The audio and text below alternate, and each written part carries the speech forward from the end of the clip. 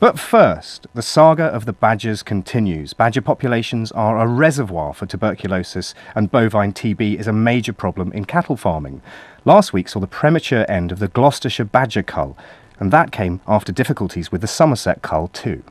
You didn't estimate the number of badgers in the area correctly in the first place. You haven't reached the 70% target of killing badgers that you set yourself at the beginning of this. Now the trial has to be extended. You're moving the goalposts on all fronts.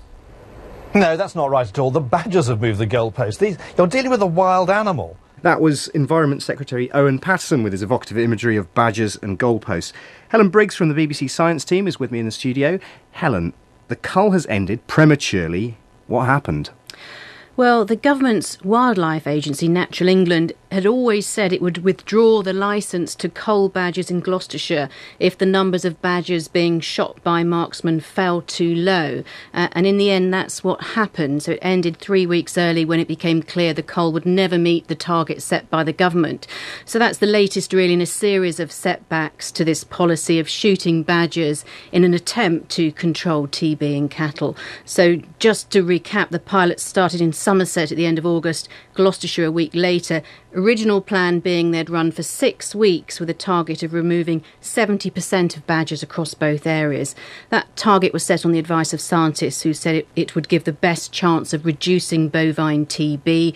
Kill more than that, there's a risk that you could wipe out the local badger population. Kill less, you could make the problem worse when badgers who've lost members of their set move around to forge new social groups.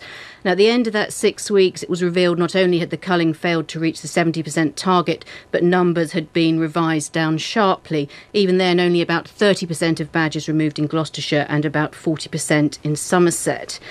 So a decision was made by Natural England to extend the culls. That decision went against the advice of Natural England's Science Advisory Committee Chair, Professor David MacDonald, a respected expert on badgers. So the Somerset trial ended at the end of October. That didn't reach the 70%, it reached about 65%, and the Gloucestershire trial ended reaching 39% of badgers rather than the 70% target. OK, so the targets weren't met and the culls were ended prematurely. Where does that leave us regarding the science of culling badgers with regards to the aim, which is to reduce TB in cattle? When we talk about the science, we really have to go back to the clear scientific evidence around this, about whether culling badgers can reduce bovine TB. And that comes from this near decade-long trial in the 90s. Cost £50 million, one of the biggest natural experiments ever. Now, that trial, the randomised badger culling trial, showed that 4 years of culling badgers could curb TB infections by about 16%. But, it's quite a big but, the trial used the method of trapping badgers in cages before shooting them. The pilots in Gloucestershire and Somerset, that's set out to test free shooting of badgers, so tempting badgers out of their sets with bait, then shooting them in the wild. So these pilots we're seeing that have just finished, they don't look at the science at all. So they're looking at testing whether controlled shooting is safe, humane and effective. Thanks, Helen, and stay with me because earlier today I spoke to Professor Roland Keogh from Glasgow University, who studies the spread of bovine TB. The current available vaccine is the BCG, yes, the same one we humans use.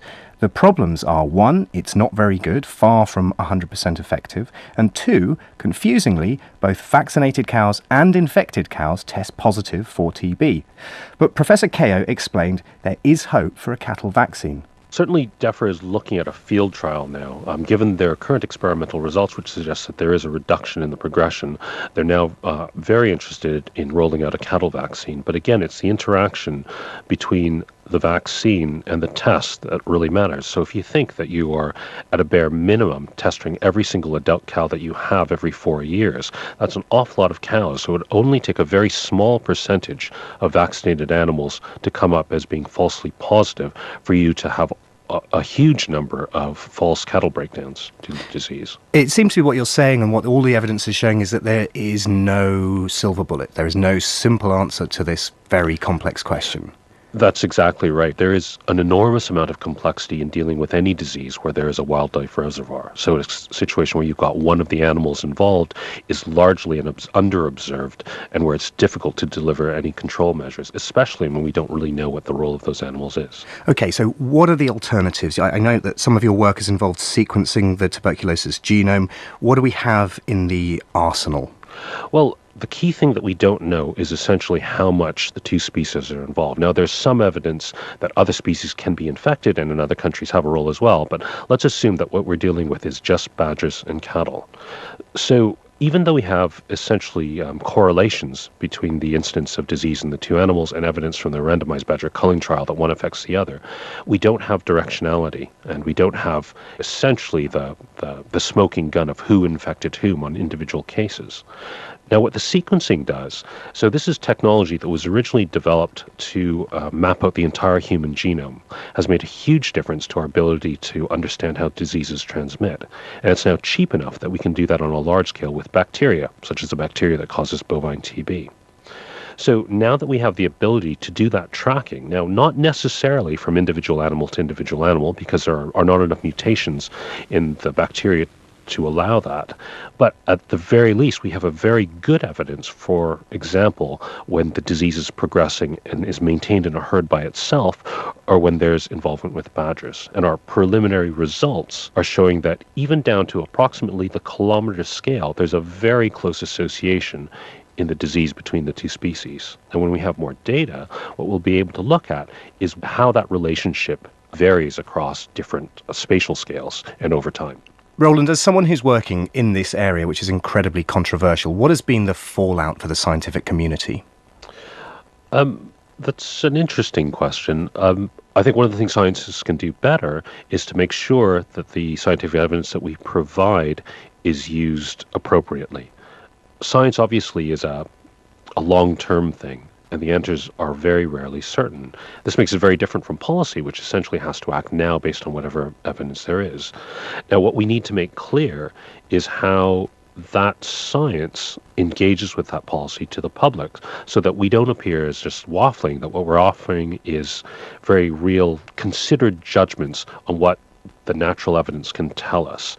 And then on that basis, the politicians and the policymakers have to make their decisions. That was Professor Roland Kao. Helen Briggs from the BBC Science team is still with us. Helen, we just heard it. The phrase was considered judgments.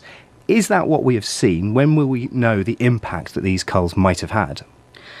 Well, I think the answer is that we won't know exactly what impact these pilot culls have had on bovine TB in the area, because they were simply not set up to test the science. The badgers culled are not being tested for TB. We don't know exactly where the culling has been carried out. That was kept secret. So a lot of questions around this where the science is concerned.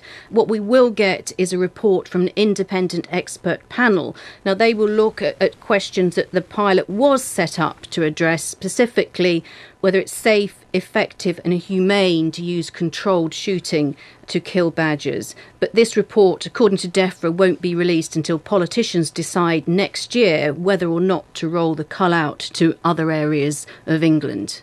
So is it inevitable? Is the cull going to be rolled out across the country? Well, looking forward, there are a couple of significant next steps. So that's government decision about rollout informed by this independent expert panel. Ministers have signalled in the past that they want rollout to go ahead, but attempts to roll out the scheme are likely to be met with huge opposition, and there may be attempts to stop any rollout with legal action. Thanks to BBC Science reporter Helen Briggs. We'll be following badgers and goalposts as the saga unfolds. Do write to us on this or any topic inside science at bbc.co.uk, or on Twitter, the hashtag is Inside Science.